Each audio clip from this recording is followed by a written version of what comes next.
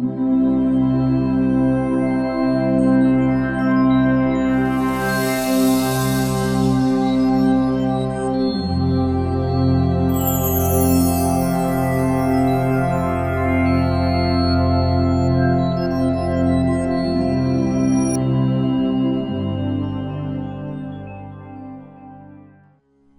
विषय लिया है हमने, वो है संसार सुखमय करना ही परमार्थ। ये विषय सभी ओर से और सभी दृष्टि से सभी के लिए बहुत महत्वपूर्ण है और इसलिए ये विषय हमने प्रबोधन के लिए चुना है। संसार को सुखमय करना या करना ये शब्द जो है वो महत्वपूर्ण है, अंडरलाइन करना कहते हैं उस तरह। संसार को सुखमय करना यानी परमार्थ। संसार को सुखमय करना पड़ता है, संसार सुखमय होता नहीं, यह हमें पहले ध्यान में रखना चाहिए। और संसार को हम सुखमय करते हैं तब वो परमार्थ होता है, तब वो परमार्थ होता है। और इसलिए संसार को सुखमय करना यानी परमार्थ ऐसा जब मैं कहता हूं, उस समय संसार को सुखमय करते हैं तब वो परमार्थ, और संसार सुखमय कुछ कारणों से हो जाता है तब वो नसीब। उस समय वो नसीब की बात है। इसलिए नसीब से संसार सुखमय होता है कुछ लोगों का, क्योंकि उनका पूर्व पुण्य फलदायी होता है और इसलिए सभी बातें उन्हें अनुकूल हो जाती हैं और उनका संसार सुखमय हुआ ऐसा लगता है। परंतु प्रत्यक्ष में उसकी वस्तुस्थिति ऐसी होती है कि जिस समय उनके पुण्य की जो पूंजी है वो जब खत्म हो जाती है, उस समय फिर से दुख प्रारंभ होता है। इसके विपरीत जब संसार को सुखमय करना यानी परमार्थ ऐसा जब हम कहते हैं, तब संसार को प्रयत्न पूर्वक सुखमय करना होता है और उसके लिए जो चीजें आवश्यक हैं वो चीजें करनी पड़ती है। और इसलिए अभ्यास का महत्व मैंने बताया पिछले प्रवचन में कि अभ्यास का महत्व क्या है, कि अभ्यास से ही आपको सब कुछ साध्य होगा। फिर परमेश्वर की प्राप्ति, जीवन में सफलता मिलना, परीक्षा में सफलता मिलना, हर एक बात में सफलता मिलना। उसी तरह संसार को सुखमय करना, उसमें भी यदि आपको सफलता चाहिए तो उसके लिए भी अभ्यास जरूरी है। अभ्यास के बिना कुछ भी नहीं हो सकता, अभ्यास का कोई विकल्प नहीं। यह जीवन विद्या बार बार कहती है। कहने का तात्पर्य यह है कि संसार को सुखमय करना होता है और संसार को सुखमय करने के लिए हमें प्रथम संसार यानी क्या ये समझ लेना चाहिए। और इसलिए संसार कहने के बाद हमारे दिमाग में जो विविध कल्पनाएं निर्मित होती हैं और हुई हैं और पहले हो चुकी है, उनसे जीवन विद्या सहमत नहीं। इसलिए जीवन विद्या ने कहा है कि संसार यानी जीवन जीना यानी संसार, और जीवन जीना यानी संसार। ये बात समझ में आ गई तो फिर जीने के लिए हम कई चीजें करते हैं। जीने के लिए हम नौकरी करते हैं, धंधा करते हैं, व्यवसाय करते हैं, विवाह करते हैं, फिर संतान होती है, वगैरह वगैरह विभिन्न तरह की चीजें जो हम करते हैं वो हम जीवन जीने के लिए करते हैं। और इसलिए जीवन जीना यानी संसार, और इस संसार को सुखमय करना है या दुखमय करना है ये तुम पर निर्भर है। इसलिए तुम ही हो अपने जीवन के शिल्पकार। संसार को सुखमय करने के लिए पहले संसार क्या है यह समझना पड़ेगा। आज संसार कहने पर लोगों के दिमाग में विभिन्न तरह के जो विकल्प निर्माण होते हैं वे गलत है।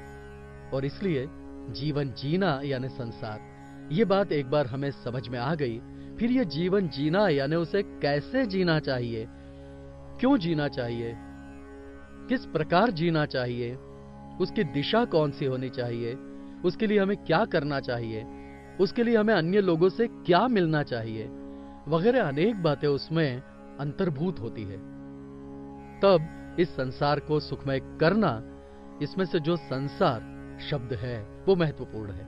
संसार को कुछ लोगों ने सागर कहा है, संसार को कुछ लोगों ने नदी कहा है, संसार को कुछ लोगों ने रोग कहा है। इसलिए संसार यानी भवरोग, संसार यानी सागर, संसार यानी संसार सागर, संसार यानी नदी, संसार नदी, ऐसे शब्द प्रयुक्त किए गए हैं। अब मजे की बात यह है कि संसार यानी सागर, ऐसा यदि हमने कहा तो सागर बुरा है या अच्छा है? ऐसा प्रश्न जब निर्माण होता है, समुद्र अच्छा है या बुरा है, ऐसा प्रश्न जब निर्माण होता है, तब वो तुम पर निर्भर करता है। आपको यदि तैरना आता हो तो समुद्र अच्छा है, आपको तैरना न आता हो तो समुद्र बुरा है। समुद्र में यदि आपने प्रवेश किया और तैरना नहीं आता तो डूब जाओगे, और समुद्र में आपने प्रवेश किया और आपको तैरना आता हो तो आप बचोगे, डुबकी लगाओगे और उस पानी का आप मजा उठाओगे। आपको क्या आता है उस पर वो निर्भर है। और इसलिए संसार सागर, ऐसा जब हम कहते हैं तब सागर में तैरने आना चाहिए। सागर में प्रवेश करने के लिए आपको तैरना आता है या तैरना नहीं आता, उसका पहले विचार करें। तैरना नहीं आता तो किनारे पर बैठिए, तैरना आता है तो प्रवेश कीजिए। वैसे ही संसार में जब हम जीवन जीना शुरू करते हैं तब हमारे संसार की शुरुआत होती है, और जब हमारे संसार की शुरुआत होती है तो हमें समझ में आना चाहिए कि संसार सागर में हमें तैरने आना चाहिए, तैरना सीखना चाहिए। इसलिए सीखना ये बात महत्वपूर्ण है, ऐसा जीवन विद्या कहती है। किसी प्रकार के कर्मकांड करके संसार सुखमय नहीं होता। मैं ये बार बार क्यों कह रहा हूं कि लोगों की कल्पनाएं उनके दिमाग में इस प्रकार से भरी हुई हैं कि तीर्थ यात्रा करेंगे तो हमारे संकट दूर हो जाएंगे, अभिषेक किया तो संकट दूर हो जाएंगे, नारायण बलि करने पर संकट दूर होंगे, और अनेक प्रकार के कर्मकांड जैसे उपवास, तप, 16 सोमवार, 16 शनिवार, ऐसे विभिन्न प्रकार हमारे यहाँ प्रचलित हैं। वे यानी एक शब्द में कहें या वाक्य में तो आग लगी है एक तरफ और दमकल जा रहा है दूसरी तरफ, ऐसा प्रकार है। आपके जीवन में संकट आते हैं, आपके जीवन में दुख आता है, आपके जीवन में अवांछित प्रसंग आते हैं, उसके कारण हम नहीं ढूंढते, और उनके कारण न ढूंढने के कारण वो गलतियां जो हमने की हैं, जिनके कारण हमारे जीवन में संकट आते हैं, दुख आते हैं, उद्वेग होता है, समस्याएं आती हैं, जिन कारणों से ये सब आता है वे कारण ज्यों के त्यों रहते हैं, और हम उन कारणों की खोज अन्यत्र ही करते हैं। उदाहरण के तौर पर किसी ने काला जादू किया, टोने टोटके किए, भूत पिशाच की बाधा हुई, ईश्वर से मांगी मन्नत पूरी नहीं की, ऐसी अनेक बातें हैं जिनका कोई संबंध नहीं होता, परंतु कुछ लोगों ने इस संबंध को जोड़ा होता है, और उसमें से लोगों को जो गलत मार्गदर्शन मिलता है उसके कारण लोगों को जिस कारण से सब भुगतना पड़ता है वे कारण जो के त्यों रहते हैं। और ये ढोंगी बाबा विभिन्न तरह के जो कर्मकांड आपके पीछे लगा देते हैं, उनसे किसी का हित नहीं होता, और आखिरकार मनुष्य धोखा खाता है। सब करने के बाद भी हमें सफलता नहीं मिलती। अभिषेक किए, एकादशी की, तीर्थ यात्राएं की, व्रत उपवास किए, नारायण बलि किया, नाग बलि किया, सब कुछ किया, अंत में स्वयं के बलि जाने का समय आ जाता है। ऐसी परिस्थिति निर्मित हो जाती है। परंतु कहने का तात्पर्य यह है कि लोगों को बात समझ में ही नहीं आती। लोग इस पर तुरंत विश्वास करते हैं। किसी ने कहा अभिषेक करो, तुरंत विश्वास कर लेते हैं। परंतु यदि हमने कहा कि तुम ही हो अपने जीवन के शिल्पकार, तो वो कैसे? तुरंत सोचना शुरू। लोगों को यह विश्वास ही नहीं होता कि हम ही अपने जीवन के शिल्पकार हैं। लोगों को इतना ही पता है कि यहां दौड़ो, वहां दौड़ो। लोगों को यही भागदौड़ पता है। वे भागदौड़ भी योग्य दिशा में नहीं करते। भागदौड़ यदि करनी है तो योग्य दिशा में करनी चाहिए, उसे अयोग्य दिशा में करने का कोई उपयोग नहीं। इतना भी हमारे ध्यान में नहीं आता। आपको यदि भागना ही है ना किसी के पास, तो किसी ज्ञानी पुरुष के पास जाइए, किसी ज्ञानी पुरुष के पास जाइए, किसी ज्ञानी व्यक्ति के पास जाइए और उससे कुछ मार्गदर्शन लीजिए। परंतु कोई तांत्रिक, कोई फकीर, कोई बाबा जो आपको कर्मकांड करने को सिखाता है और कहता है, वो एक तो स्वयं अनाड़ी होता है या दूसरी बात वो चालाक होता है। दोनों में से एक होता है। मैं ये क्यों कह रहा हूं कि लोग धोखा न खाए, इसलिए मैं ये कह रहा हूं। लोग इस कर्मकांड के चपेट में आकर धोखा न खाए, इसलिए मैं ये सब कह रहा हूं। और इसलिए आपके जीवन में संसार बुरा नहीं है, वो बुरा है या अच्छा है ये तुम पर निर्भर है। और इसलिए यदि हमें संसार को सुखमय करना हो तो महत्वपूर्ण बात यह है कि अभ्यास का कोई विकल्प नहीं, अभ्यास करना ही चाहिए। और अभ्यास जैसे परीक्षा में पास होने के लिए अभ्यास करना चाहिए, नहीं तो अनुत्तीर्ण। अब कॉपी करके कोई मनुष्य कहेगा हम कॉपी करके पास हो जाएंगे, हम पेपर लीक होने से पास हो जाएंगे, वो स्वयं को और अन्यों को धोखा देने जैसा है। उसे पास होना नहीं कहते हैं, वे स्वयं को, अन्यों को, अभिभावकों को, शिक्षकों को, सभी को धोखा देने जैसा है। और इसलिए अंत में उसे भी लाभ नहीं होता और अन्यों को भी लाभ नहीं होता। कहने का तात्पर्य यह है कि अभ्यास का कोई विकल्प नहीं, और इसलिए अभ्यास करना ही चाहिए। और उसके तरीके भी मैंने पिछले प्रवचन में बताए। वे तरीके जो मैंने बताए वे जैसे छोटे बच्चों पर लागू हैं, वैसे वे बड़ों पर भी लागू हैं। बड़ों को भी वैसे ही अभ्यास करना होता है। जीवन में हर एक बात जो है उसका निरीक्षण करना चाहिए, परीक्षण करना चाहिए, सिंहावलोकन करना चाहिए। और हर एक बार ऐसा क्यों, ये प्रश्न पूछना चाहिए। साइंस में क्यों ये प्रश्न पूछा जाता है, उसी प्रकार जीवन विद्या भी यही कहती है कि आपको भी जीवन में जब जब प्रश्न निर्माण होते हैं, प्रॉब्लम निर्माण होते हैं, समस्याएं निर्माण होती हैं, संकट आते हैं, तब क्यों ये प्रश्न पूछे।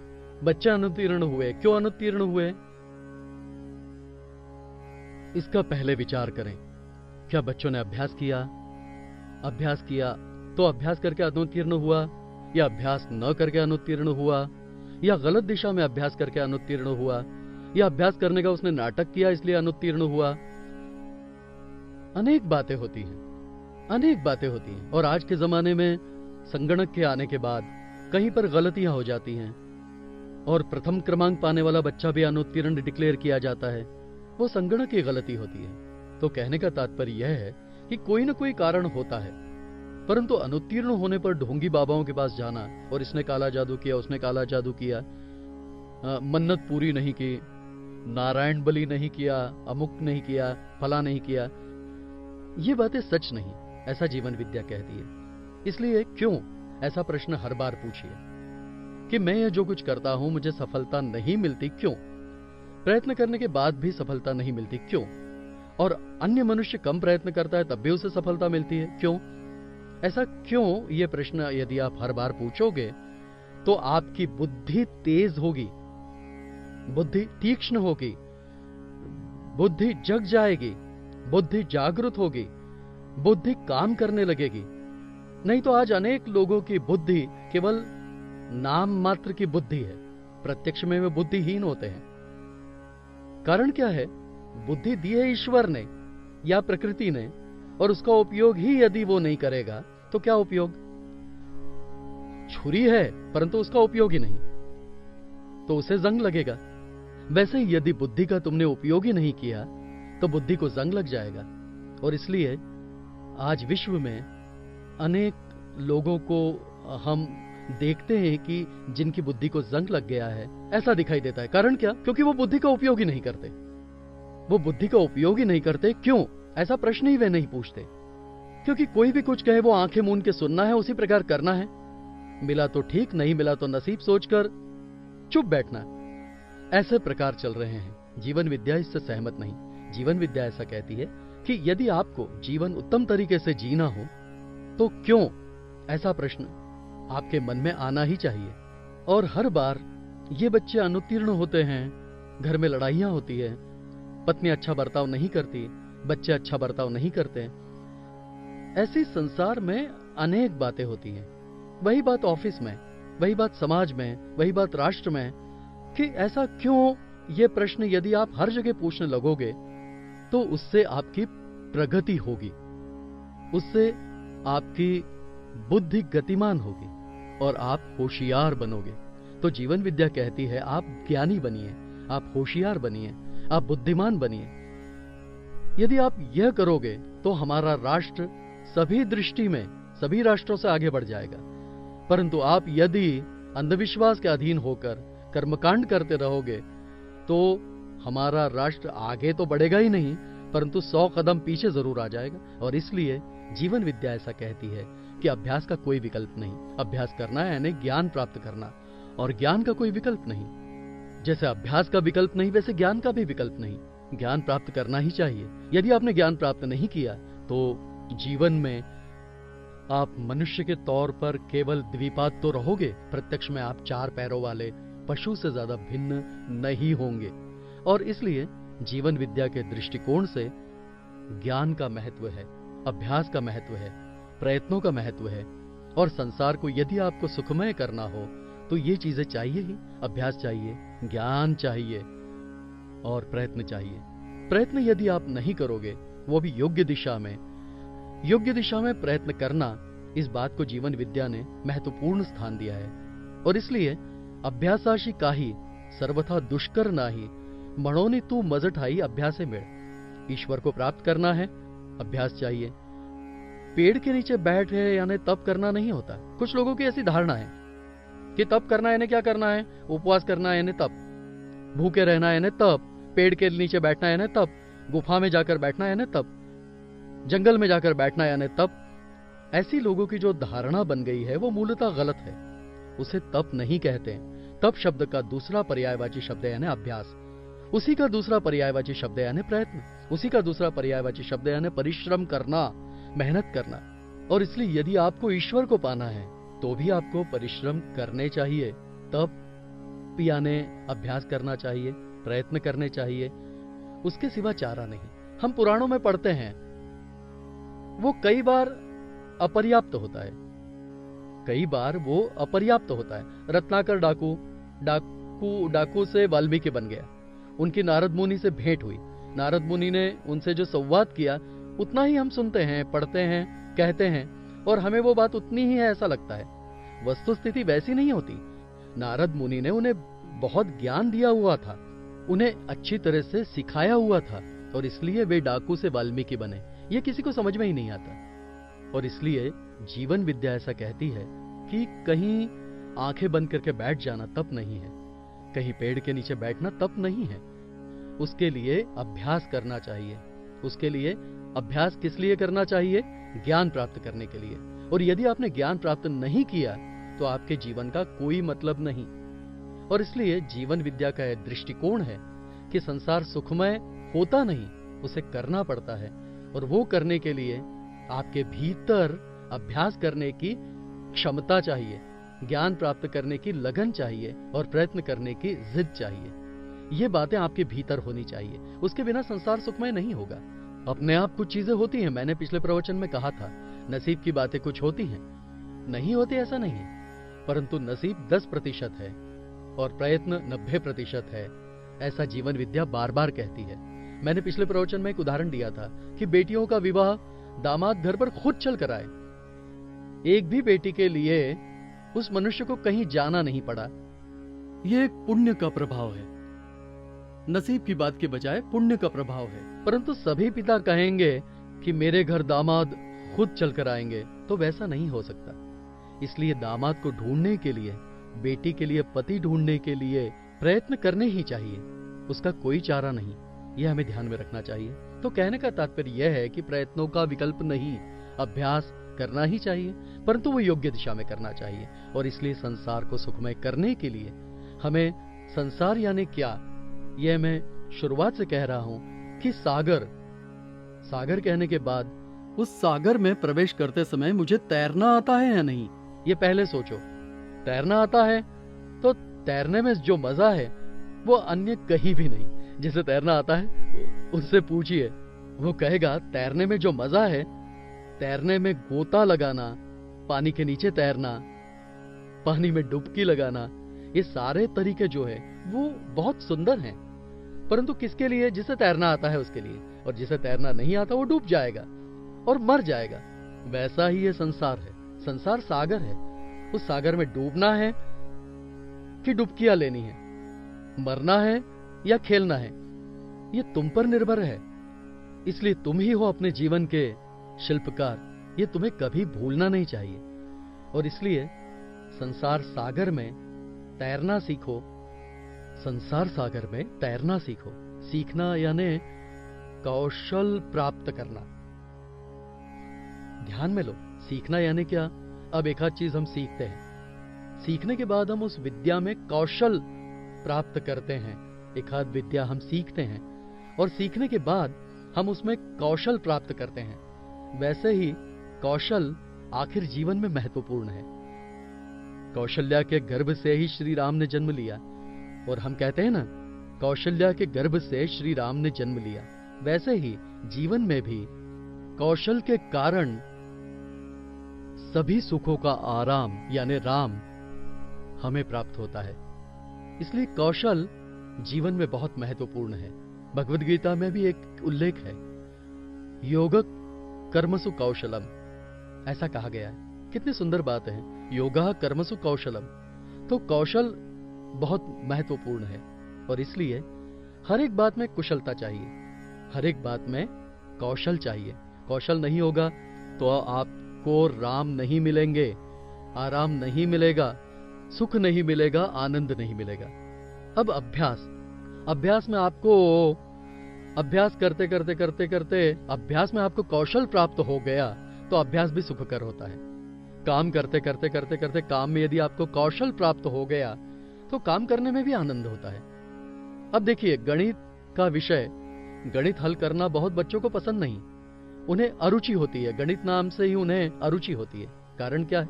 वो उसे समझ में नहीं आता। गणित हल करने का उसमें कौशल नहीं होता, उसका अभ्यास नहीं, कुशलता नहीं। इसलिए गणित के नाम से ही उसे रोना आ जाता है। परंतु गणित का जिसने अभ्यास किया है और उसमें जिसने कौशल प्राप्त किया है, उसे गणित हल करने में अत्यधिक आनंद मिलता है। हम जिसे ब्रह्मानंद कहते हैं, वो उसे गणित हल करने में मिलता है। काम करने में भी ऐसा ही है। आपने यदि काम में कौशल प्राप्त कर लिया तो काम करने में ही आनंद मिलता है। और इसलिए जीवन विद्या कहती है, experience the Joy of the work well done. काम करने के बाद, अच्छा काम करने के बाद उसमें से जो आनंद प्राप्त होता है वो आनंद सच्चा होता है। और ऐसा आनंद जब प्राप्त होता है वो योगा कर्मसु कौशलम, वो कौशल से मिलता है। ये हमें ध्यान में रखना है। तो कौशल्या के गर्भ से राम, वैसे हमें भी कौशल प्राप्त करना चाहिए, तो ही हमारे जीवन में सुख के आराम रूपी श्री राम उनका उदय होगा। ओम शांति शांति शांति। ओम शांति शांति शांति। ओम शांति शांति शांति।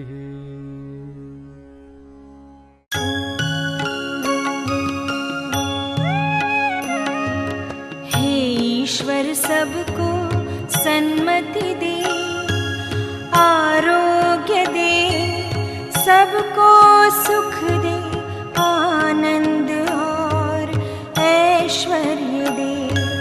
सबका भला कर, कल्याण कर, रक्षण कर, और तेरा मीठा नाम मुख में निरंतर रहने दे।